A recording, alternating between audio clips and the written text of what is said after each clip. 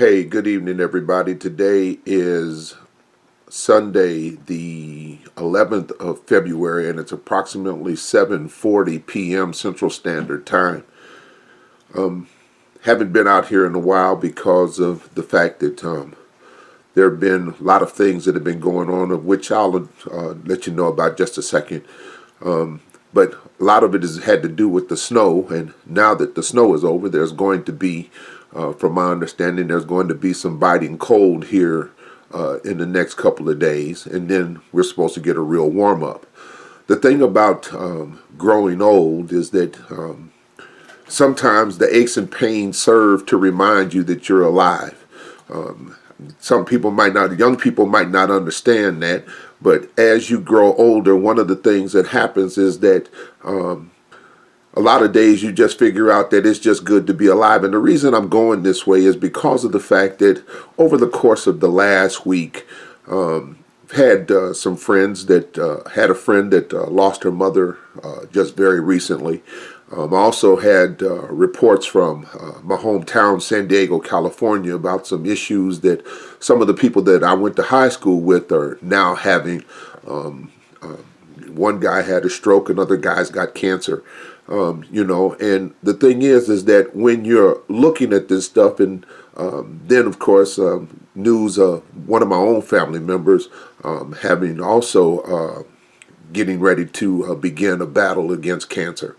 Got to thinking about this thing that we call life, and the reason I think that part of it that the reason that I got to thinking about it is because of the fact that the window of opportunity for those of us that are beginning to understand that this life is short, or really beginning to understand that this life is short, is that we have an opportunity to build and help build and continue to foster the growth of the generations that come behind us. You see, our legacy is not what's happening right now. Our legacy will be the people that we leave behind when God does in fact call us home. And I know this sounds kind of morbid and everything else. And like I said, I was just thinking about it in part because as a former Catholic, I know that Ash Wednesday is coming up here like really in the next couple of days. And one of the things that happens when the priest puts the ashes on your forehead, he quotes from Genesis, the 3rd chapter, verse 19, and says, "For dust you are, and for dust you shall return." God gave that as a part of his admonition to Adam, as a part of what he said to Adam and to Eve and the serpent in the Garden of Genesis, just before, in the Garden of Eden, but just before he put them out.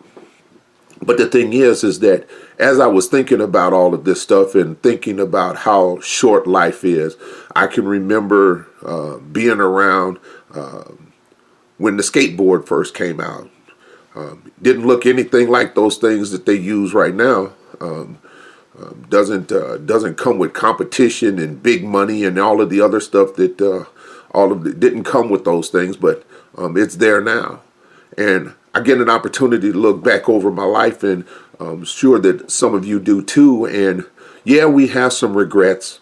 We have some things that we wish we would have done differently.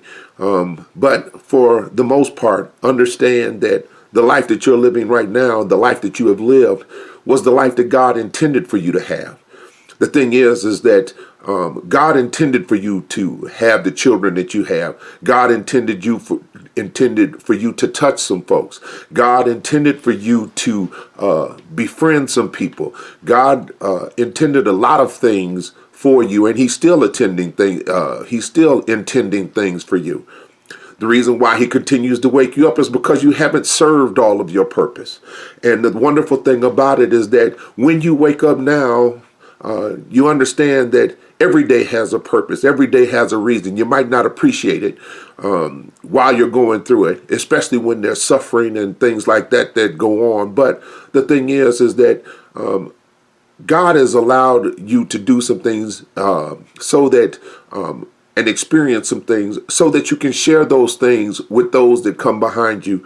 And it doesn't necessarily mean your kids or much younger people. It could be someone in your own age group that you're going through something because you're so much stronger than they are, that God has allowed you to go through it so that you can walk them through whatever it is that is going on with them or may be going on with them. So the thing is that what I'm saying is that you got to appreciate this life, appreciate it for what it is right now. And not only that, though, but take the time to tell somebody that you love them. Take the time to befriend somebody. Take the time to talk to somebody, engage them in conversation. I know that social media and hiding behind a cell phone and all of that is the rage nowadays. And it seems like the way that we grew up, the way that I grew up, is slowly but surely fading. But the truth of it is that I become more human when I have more human contact, when I have more real contact, when I get an opportunity to tell somebody and look somebody in their eye and say, hey, look, you were wrong, or you were right, and I love you, or hey, what's happening? Just a smile on your face. Because the thing is that tomorrow's not promised to any of us. And because it's not promised to us, what we need to do is we need to make sure that we live out the promise that is in each and every day. And that means that sometimes I got to be vulnerable. I've got to share what's going on with me with folks. Let's get real. Let's get honest, because honesty is a real commodity nowadays. We don't necessarily know what's happening. We got fake news. We got real news. We got no news. We got good news. We got bad news. We have no idea sometimes we don't even know what the news is, let alone how to deal with it. But the thing is that when we're out here and we're out and about, the wonderful thing is that we have an opportunity to share how good God has been to us, regardless of anything that we may be going through. Because no matter what happens, we have direction, we have hope, and more importantly, we have each other, whether we understand that or not, because none of us was really meant to suffer alone. Sometimes we need to reach back and grab somebody's hand and just say, hey, look, I need you. Sometimes we need to, like I was starting to say, we need to really be honest and just say, when somebody asks us, instead of just giving that rote answer, well, how you doing today? Oh, I'm fine. And you lying through your teeth. No, you're not fine. Thing is that, truth be told, if I ask, I can't speak for everybody else, but I can speak for myself. But if I ask if I ask you how you're doing, and you go out and you start telling me that it's not so good, then my job is to listen with love, concern, and then be there just for you, to support you through whatever it is that may be going on. I can't call myself your friend if I'm not willing to listen to your troubles. I ought not just be there when things are good. Because bottom line is that everything isn't always good. Life isn't always a bed of roses. Sometimes we got some stuff that's happening to us that just doesn't make any sense it doesn't make any sense to people looking from the outside, and it sure doesn't make any sense to us. But the one thing that we do know, that God is in control of all of this, and because he's in control of it and it's happening to me, it means it must be something that I can handle.